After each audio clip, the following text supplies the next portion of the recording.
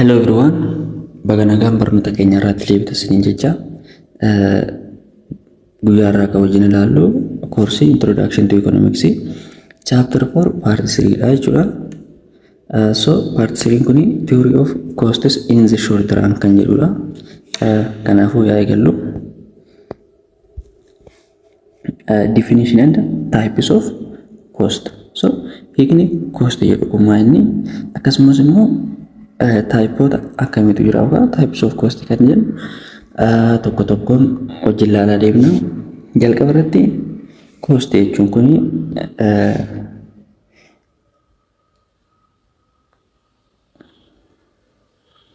cost is the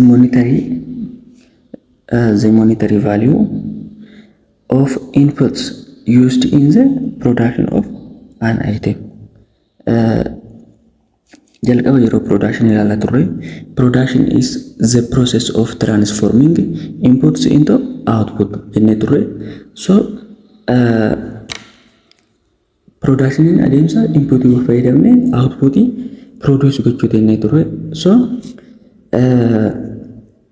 output san output produce gochuudhaaf maaltu nu barbaachisaa? Input nu barbaachisaa jechuudha. So input kana immoo isa argannaa yookaan input argachuudhaaf immoo wanti nuti baasnu cost jedhama jechuudha.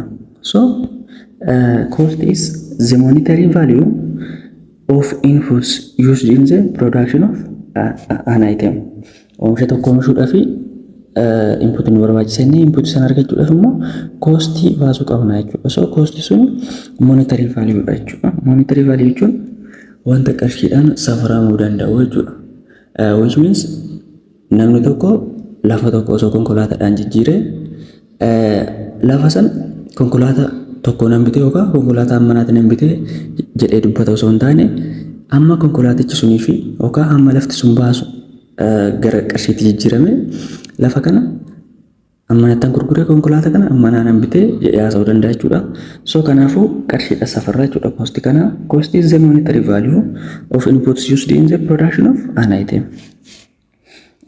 Economists use the term profit differently from the way accountants use. Jechi profit jettutuni accountantii fi economistii biratti garaalee adda addaatiin barbaadamte jechuudha. Kana jechuun profit jechuun jalqaba output keenya yookaan production keenya sana product keenya sana gurgurannee total revenue ni arganna. Sana booda income argannu sana irraa immoo baasii nuti baasne gaafa deduct goonu kan argannu sun maali? Profit dha jechuudha.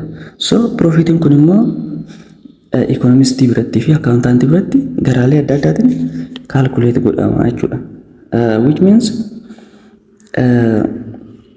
if you are economist, your profit is total revenue minus economic cost. Kana jechuun warra economistiitiif profitiin total revenue minus economic cost jechuudha. Economic cost kun immoo maal akka ta'e ilaalla. Warra accountantiitiif immoo profitiin profit is equals to total revenue minus accounting cost jechuudha.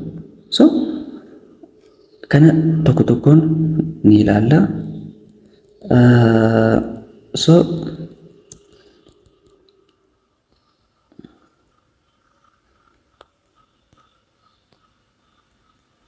to the accountant, profit is the firm's total revenue less its explicit cost or accounting cost kan jennu jechuudha. So for accountant, profit is total revenue minus accounting cost kan jennudha jechuudha.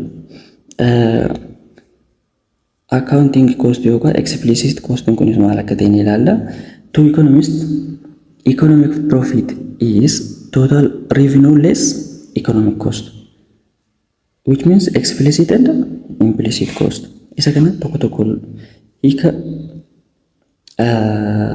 cost kana gochuudhaaf jalqaba explicit fi implicit costin maal akka ta'an hubachuu barbaachisaadha.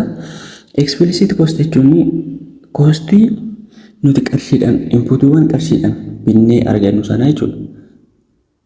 Baasii keenya baasnee kan argannuu fi implicit cost kan jennuun kun immoo implicit kan jennuun inputii nuti mataa keenyaan kan qabnu dhuunfaa keenyaan kan qabnu jechuudha. Fakkeenya lafas ta'uu danda'a, wantoota biroo maateriyaalallee maashinootaallee ta'uu danda'u jalqaba ni qabna jechuudha. So isaa sun immoo warra akkaawuntaantii biratti piroofitii yeroo barbaannu accounting cost yookaan qabeenyi nuti dhuunfaan qabnu sun yookaan qabeenyi nuti akka inputiitti mana keessaa baasne suni koosti sana keessa hin galanii jechuudha yookaan total revenue isaaniitirraa deduct hin ta'anii. Garuu warri ekonomistii isa kana hin eeyyaman jechuudha. Laftatti qabdu sunis gara qarshiitti jijjiiramee total revenue keessanirraa deduct ta'uu qaba jechuudha. So explicit cost kan baasii qarshii keenya baasnee binne yoo ta'u, implicit cost immoo kanuma mataa keenya jechuudha. So kan oomaa osoo ittiin baasiin garuu akka qabeenyaatti kan qabnu ture jechuudha. So isa kana bifa kanaan yoo hubanne profit for accountant total revenue minus accountant cost or explicit cost kan bitassan qofa irra eegu jechuudha warra accountant. Economistiidhaaf immoo profit in total revenue minus economic cost kun immoo maal jala qaba explicit fi implicit kan mataa keenya qabnu sanis kan binne sanis akka costitti consider gochuu qabna jechuudha economist keessatti. So isa kana bifa kanaan ilaalle accounting cost is here accounting cost is the monetary value of all purchased inputs used in production. Oomisha tokko oomishuudhaaf inputiiwwan binne qofaa jechuudha kan cost inni herregnu accounting keessatti accounting cost keessatti jechuudha. Monetary value all purchased jechaadha jechuudha asitti ilaaluu qabdu. All purchased inputs used in production. It ignores the cost of non-purchased or self-owned inputs. Ignore godhaa jechuudha. Isa sana akka costitti hin lakkaa'u. Fakkeenyaaf namni tokko dhuunfaa isaatiin lafa qaba immoo lafa sana irratti mana ijaaree faafrikaa wayii osoo waan ta'etti eegaleeti akka piroofitiin kun akka akkaawuntiintitti herreegna yoo ta'e gatiin lafaa sun keessan galuu jechuudha koostiitti ta'u jechuudha. Gatiin lafaa sun akka tola argameetti itti ilaalamaadha jechuudha. So inni sun isa dubbachaadha. It considers only direct expenses, explicit cost or direct expense kan jennu jechuudha. Explicit cost kan qofa irratti xiyyeeffata such as wages or salaries, cost of raw materials, depreciation allowances, interest on borrowed funds, utility expenses or electricity, water, telephone kan jennu kun utility expense dha. Wage kan jennu or wage kun warra laaboriidhaaf permanent wage kun if salary garaagarummaa isaanii wage kun hojjettoota hojii guyyaaf hojjetan yookaan warra permanent employee hin taaneef jechuudha kan kaffalamu. Warra permanent employee hin taaneef wajiitu kaffalama, permanent employee dha immoo salariitu kaffalama jechuudha. So garaagarummaa isaanii cost of raw material jechuun raw material, depreciation allowance kunis immoo depreciate jechuun gaafa wanti tokko maashinas haa ta'u gaafa saayizii isaa yookaan wanti isaa hir'achaa deemu jechuudha. Adeemsa keessa yeroo turu wanti kamiyyuu value isaa hir'achaa gadi bu'aa deema jechuudha akkuma moofaa deemu. So depreciation allowance ni jira.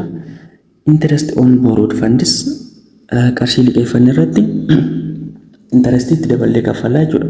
So interest on borrowed utility kan jennu immoo tajaajiloota kanneen akka electricity, water, telephone fa'aadha. So isaan kun directly qarshii keenya kan kaffallee fayyadamnu yookaan fudhannu waan ta'eef isaan kana qofaa jechuudha consider kan godhamu accounting cost keessatti. If a producer calculates her cost by considering only the costs incurred for purchase inputs, then her profit will be accounting profit. So already dubbanneetiin jirra. Produuseriin tokko oomishaan tokko cost isaa akkamitti calculate godhe purchased input qofa calculate godhe maal jennaani her profit will be an accounting profit. Accounting profit jechuudha. Profit inni argatu sun.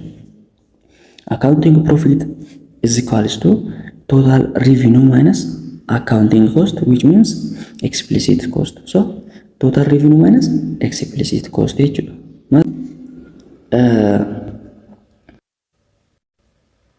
Total revenue jechuun immoo total revenue is equals to price times quantity jechuudha.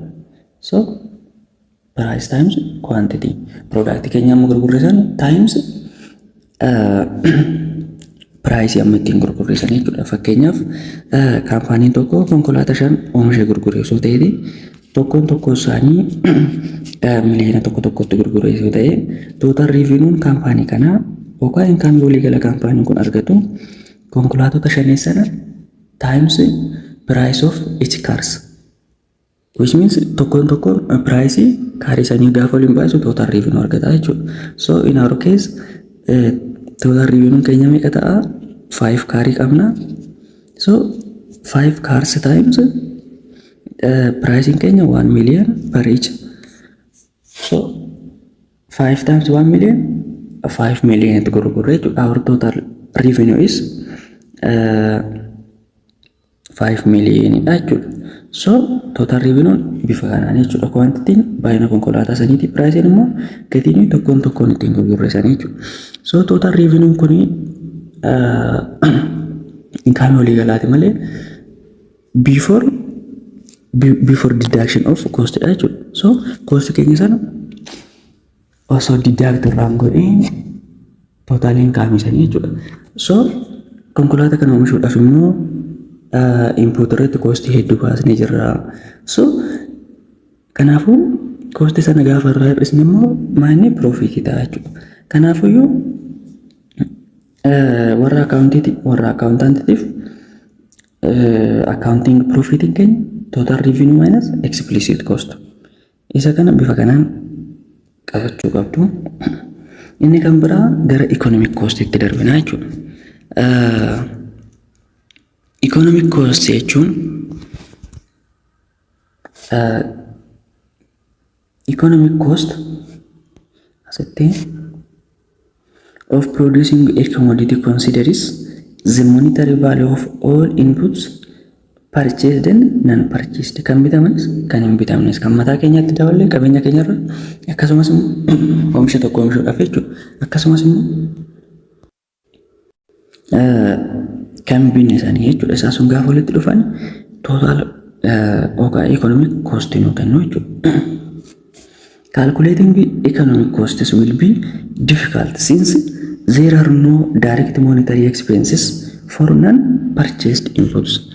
Kana jalqaballee dubbachuuf yaalleetiin turre qabeenya nuti dhuunfaa keenyarraa yookaan qabeenya dhuunfaa keenyarraa gara production saniitti daballu qarshiidhaan safaruun xiqqoo ni ulfaata, which means qarshii nuti kan itti dabalaa jirru yookaan lafa yookaan maashina dabalaa jirra. So kostiin immoo qarshiidhaan monetary value dhachaa jira. Qarshiidhaan ibsamuu qaba. Sababa saniif maal gochuu qabna? Ani kaampaanii kiyyaaf lafa kiyyarraan itti dabalaa jira. Otoo lafa dhuunfaa kiyyaan qaba otoo lafti sun osoo gurgurameeti opportunity cost jennaa jechuudha. Osoo gurgurameeti hammam baasuu danda'a kan jedhu san gabaarratti safaruu qabnaa jechuudha. Meeqa baasuu danda'a inni. So isa sana immoo dhumarratti akka cost qarshiisaniin ibsinaa jechuudha. The monetary value of these inputs is obtained by estimating their opportunity cost in monetary terms. Kanaafuu osoo gurguree meeqa naa baasa kan jennu sana safaruu qabnaa jechuudha. Akkasittiin gara monetary value tti jijjiiruu dandeenya. So the estimated monetary cost for non-purchased inputs is known as implicit cost. Implicit cost kun kan hin bitamne jechuudha. Inputii hin bitamne sana. So inputii sun immoo vaaliyoon isaa yookaan koostiin isaa gabaa irratti estimate ta'eefii jira. Estimate kan ta'e kuni maal jedhama? Implicit coostidha. So haga ammaatti sirriitti na hubachaa akka jirtan abdiin qaba. Ammallee na faana turaadha. Economic cost is given by sum of implicit cost and explicit cost. So kana dubbachaatiin turre implicit economic cost kan jennuuni cost warra baasii keenya qarshii keenya baasnee binne sana explicit cost plus non purchased kan taasisan immoo implicit cost dha jechuudha. So isaan kun bifa kanaan calculate ta'uu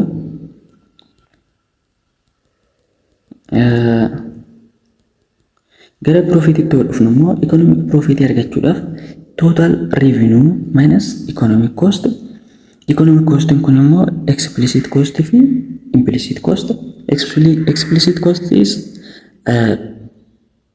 purchased goone kan eenyudha jechuudha. Kan purchased goone sanii fi implicit cost is non purchased input dha. Saniifuu total revenue argachuudhaaf profit argachuudhaaf total revenue minus explicit cost plus implicit cost or economic cost inni waamuu dandeenya. Sanaafuu total revenue maal akka ta'e amma kaasneetiin jirra. Total revenue is price times quantity dha. Quantity yookaan product keenya amma gurgurre sana times price ittiin gurgurre sana gaafa waliin baasnu total revenue arganna. Sana booda gaafa immoo cost baasii nuti oomisha sana oomishuudhaaf yookaan product sana oomishuudhaaf baasne sana gaafa irraa deduct goonu maal arganna? Economic profit arganna jechuudha. So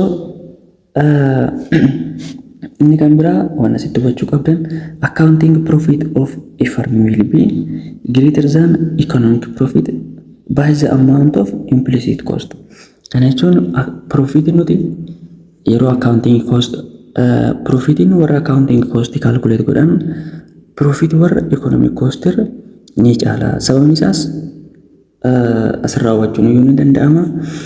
Warra accounting cost implicit cost sana total revenue irraa deduct waan goonii fi implicit cost sana akka tola argametti waan laala jiranii fi so gara economic cost itti gaafa dhufnu immoo tokkoon kan binnes qabeenyi nuti mana keessatti daballes tokkoon isaanii waan herreegamaniif cost keenya irratti inni sun ni xiqqaata jechuudha. So accounting profit greater than economic profit ta'uusaa hubachuu qabdu jechuudha. Gara fuulduraatti adeemna malee amma immoo total average and marginal cost in short run. Wanni sin dagachuu hin qabne short run keessa akka jiru hubachuu qabdu. Kanaaf short run keessatti total cost, average cost and marginal cost maal akka ta'an ni ilaalla. Cost function, cost kana function agarsiisuu dandeenya.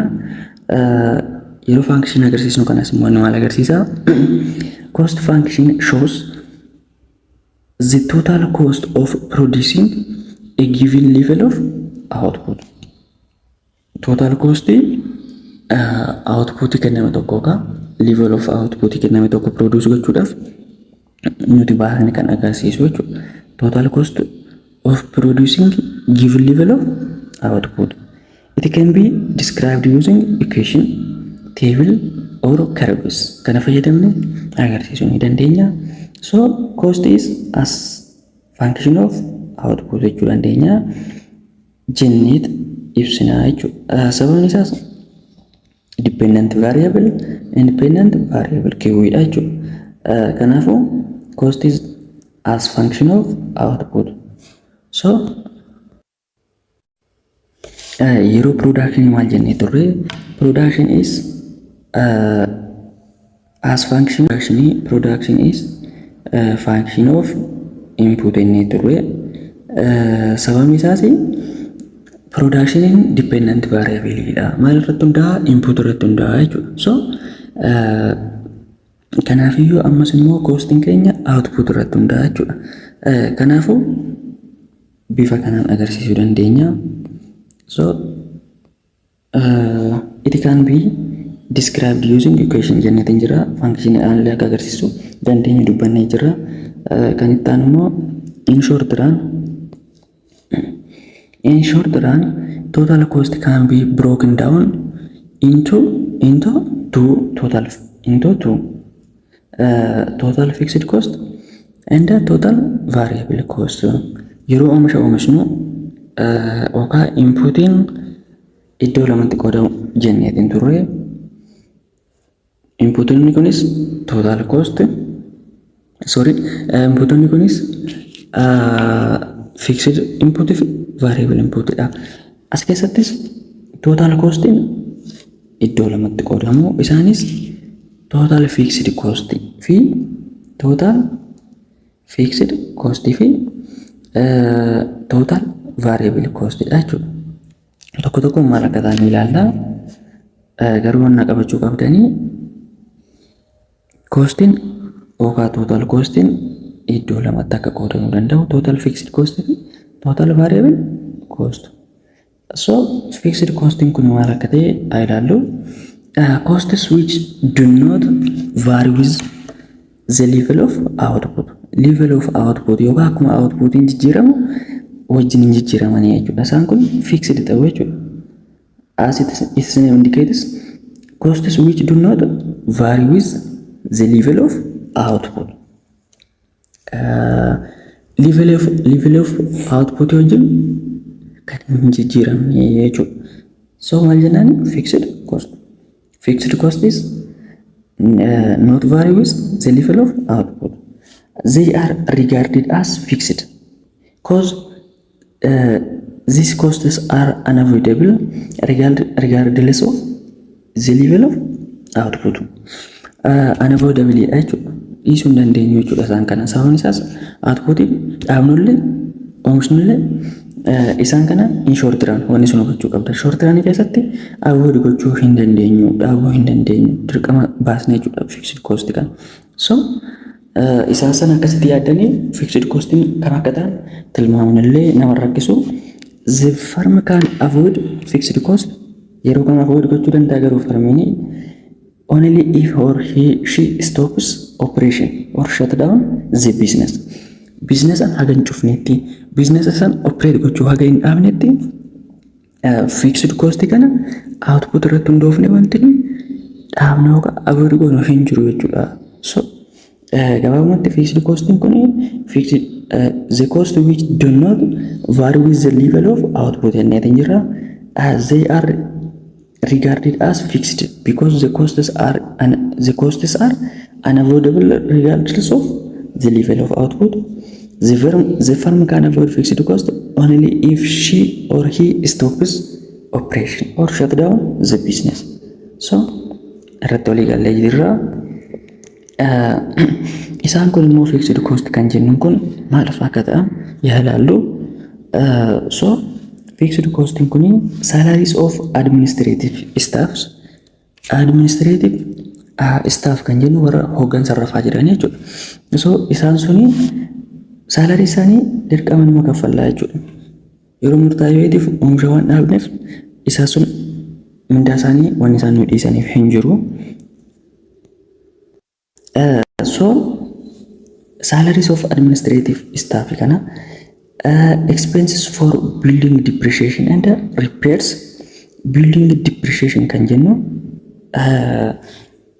wanti kamiyyuu hammaa fi yookaan quality-dhaan isaa ta'u yeroo jalqabaatirraa depreciate yookaan hir'achaa deema. Manni gamoon tokko ijaaramee waggaa murtaa'ee booda repair yookaan immoo gaafa hin haaromsine maal ta'a moofaa deema, akkasumas immoo gadi bu'aa deema. Even dhumarratti jijjiguuyyuu danda'a jechuudha. So inni kun gaafa depreciate gochaa deema jechuudha. Afaan accounting-tiin depreciate gochaa gaafa deemu inni kun maal jedhama? Depreciation cost dha jechuudha. So depreciation cost ni jira. So inni kun fixed cost dha. Ammas expenses for land maintenance. and the rent of building used for production. Rent of building used for production, land maintenance. So land maintenance jechuun lafni tokko akka oomishaaf mijatutti sirreessuu yookaan yeroo binnu wantoonni baay'een achirratti argamuu danda'u. Isaan sanarraa kaasanii qulqulleessuuf haa ta'uu danda'a. Gamoolee mofarra jiran irraa kaasanii haaraadhaan bakka buusullee ta'uu danda'a. Kanaafiyyuu maintenance gaafannu wantoonni sun akka oomishaaf mijatanitti lafti sun gaafa sirreessinu jechuudha. Oomishaaf akka mijatanitti wanta haaraa osoo irratti hin dabalin jechuudha. So rent for building used yookaan mana kireeffannee yeroo sanaaf kiraa nuti kaffallu sun rent for building jedha jechuudha. So isaan kana avoid gochuu hin dandeenyu. They are fixed costs. So kanaafuu fixed cost kana avoid gochuu hin dandeenyu jechuudha. So fixed cost kunis immoo salary of administrative expenses for building depreciation, expenses for land maintenance, the rent of building ta'uu isaanii fi kanneen biroollee akka jiran hubachuu qabdu. Kanaafuu fixed cost hamma kana gaafa dubbanne variable cost immoo maal akka ta'e haa ilaallu.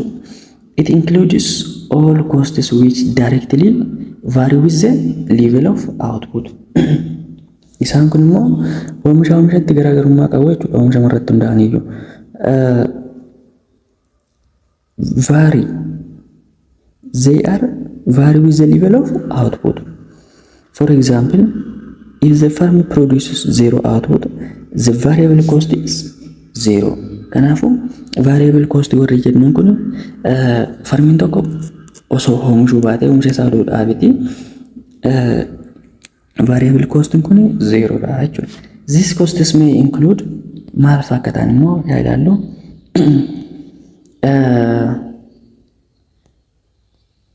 Cost of raw materials, cost of direct labor, as the running expenses of fuel, water, electricity, etc. So isaan kun raw material jechuun oomisha tokko oomishuudhaaf kan nu gargaaranidha jechuudha. Inputidha jechuudha. So akka inputitti nu fayyadu. Saniifuu farmiin tokko aga oomishaan jirratti oomisha aga jirutti raw material wanni inni fayyadamu hin jiru jechuudha. So waytu fuudhee hin gubu. Sababni isaas oomishaan jiru waan ta'eef. Kanaafuu cost raw material kun zero ta'a. The cost of direct traveling kunis immoo warra hojii guyyaa hojjetaffaa jechuudha. So isaan kun cost nuti isaanii kaffallu finnee mana teechisaan ol du'oo kalaa kana nyaachisnu jechuudha. Callisnee finnee egaa hojiin guyyaa sanii hin jiru ta'e jechuudha. So the running expenses of fuel, water, electricity isaan kunis ni jiru jechuudha. So isa kana maal inni variable cost jennaani. Fixed cost wajjin gaafa wal madaalchisnu fixed cost sun unavoidable dha jechuudha. Tasumayyuu dhiisuu hin dandeenyu. Short run keessatti garuu wanti nu hubachuu qabdan short run dha jechuudha. So variable cost kun immoo avoid gochuullee kan dandeenyu jechuudha. So isa kana bifa kanaan hojjannee in the short run total cost is given by the sum of fixed cost and variable cost. So total cost keenya argachuudhaaf immoo maal goona? Total fixed cost fixed warra taasisan plus total variable cost. Isaan kana lamaan lachuu irratti iyyuu cost baasneetiin jira. So total cost gaafannu immoo cost nuti oomisha sana oomishuudhaaf inputiiwwan irratti baasnedha. Saniifuu kostonni keenya kam isaanii total fixed cost fi total variable cost dhaan total cost argachuu dandeenya jechuudha. So total cost iddoo lamatti qoodama kan jenne isaan kana lamaan akka ta'e hubattaniirtu abdii qaba. So total fixed cost kun immoo is denoted by a straight line parallel is denoted by straight line parallel to the output axis. This is because such costs do not vary with the level of output. So graph irratti straight line parallel to the output axis ta'uusaa nu agarsiisa. Sababni isaas do not vary with the level of output jennee waan jirruufi. Total variable cost yookaan TVC kun it has an inverse S shape. An inverse S shape. The shape indicates the law of variable proportion in production. Kanaafuu total variable cost kun inverse of S shape kan qabudha. Shape isaa kunis immoo waan nutti agarsiisu qaba. Law of variable proportion in production. Law of variable proportion in production jechuun total production yookaan total producting yeroo waa'ee production ilaalaa turretti jalqaba irratti increase at increasing rate, increase at decreasing rate, reach maximum and then start to decline jennee turre. Saniifuu law of variable proportion kun isa kan agarsiisudha.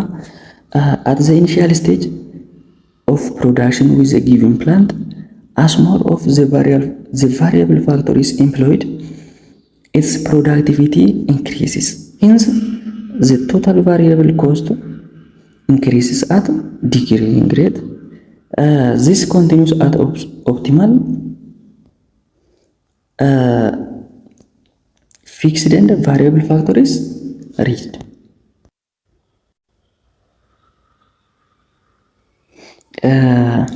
Beyond this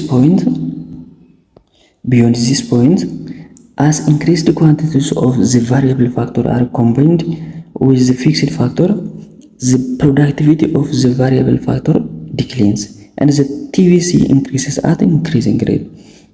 So isa kana graph irra illee osoo ilaalanii salphatu. So inni kan biraa total cost is obtained by vertically adding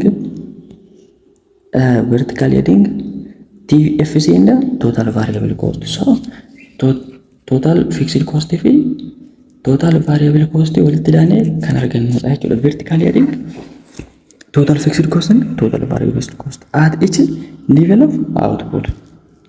At each level of output. Each level of output irratti isaan kana lamaan walitti dabaluudhaan kan argannudha. The shape of TC or total cost, which means the summation of total fixed cost and total variable cost. A curve follows the shape of the TVC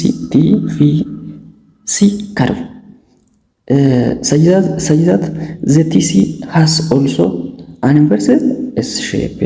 It should be noted that when the level of output is 0, TVC is also 0, which implies total cost is equals to total fixed cost. It should be noted that when level of output is 0 yoo ta'e, total variable cost is also 0, which implies total cost is total fixed cost. Output in yeroo 0 ta'etti total variable cost keenya 0 ta'uu jechuudha. So yeroo kana immoo total cost keenya total fixed cost wajjin wal qixa akka ta'u nutti agarsiisa. Graafii kanarraa osoo ilaallee gaarii natti fakkaata.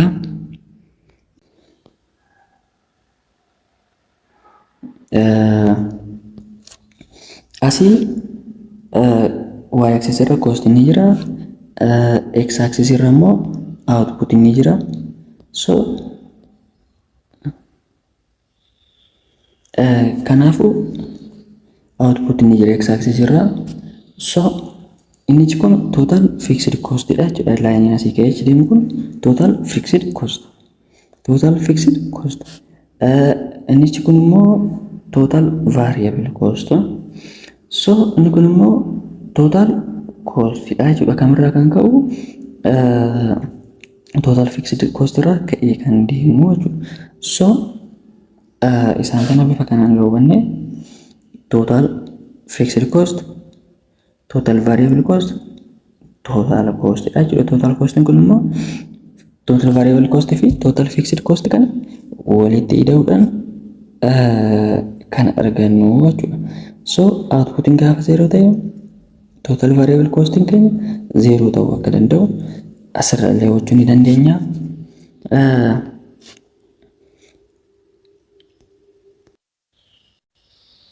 Very nice. Amma immoo per unit cost kan jedhan kana ilaalla. Average fixed cost per unit cost gaafa jennu waa'ee average dubbachaa irraa jechuudha. So average immoo akkuma beekamu average is totally baay'ina isaatti firuudhaan kan argannu yoo ta'u, as keessatti immoo average fixed cost is fixed cost per unit is total fixed cost per unit of output. The curve declines continuously and approaches both axes asymptotically. So average fixed cost kan jennuun kun total fixed cost over quantity dha jechuudha. Average fixed cost is equal to total fixed cost over quantity. Kana jechuun waa'ee average fixed cost dubbachaa irraa waan ta'eef total fixed cost sana over quantity or output dha jechuudha. So average variable cost gaafa ta'e immoo average variable cost is total variable cost over quantity dha jechuudha. So isa kanas bifa sanaan hubachuu qabdu. Average fixed cost gaafa ta'e total fixed cost over maquma isaa waliin wajjin deemuu qabna jechuudha. So over output the short run average variable cost falls initially and reaches its minimum and then starts to increase. Average variable cost curve has U shape. So average variable cost kun jalqaba ni hir'ata jechuudha. Fall initially minimum point irra gaha, then starts to increase ta'a jechuudha. So average total cost immoo maal inni? Simply cost, average cost is the total cost per unit of output. So average cost in Kenya total cost over output. Total cost kun immoo summation total variable cost fi total fixed cost jenne saniifuu asirratti average cost is equal to total variable cost plus total fixed cost over Q dha jechuudha. So isa kana immoo adda addatti baasnee barreessuu waan dandeenyuu fi total variable cost over Q ammallee plus total fixed cost over Q dha. So inni kun qofaa isaatti average variable cost dha jechuudha. Total variable cost over Q gubbaa irratti ilaalleetiin turre average variable cost dha plus total fixed cost over Q kun immoo average fixed cost dha jechuudha. So in general average cost gama biraatiin average variable cost plus average fixed cost dhaan argachuu ni dandeenya. So inni kun bifa kanaan hojjetama. Egaan guys barnoonni keenya irraa baay'ee nu jala dheerachaa waan jiruuf asirratti osoo dhaabni gaarii natti fakkaata. Paartiin itti aanu isiin wal fakkaata waan isiniif gadhiisamuuf kanaafuu kanarraa asuma irratti goolabna. Barnoota ammaatiin ibsa gahaa akka irraa argattan abdiin qaba. So thank you so much. Paartii itti aanu wal agarraa jechuudha.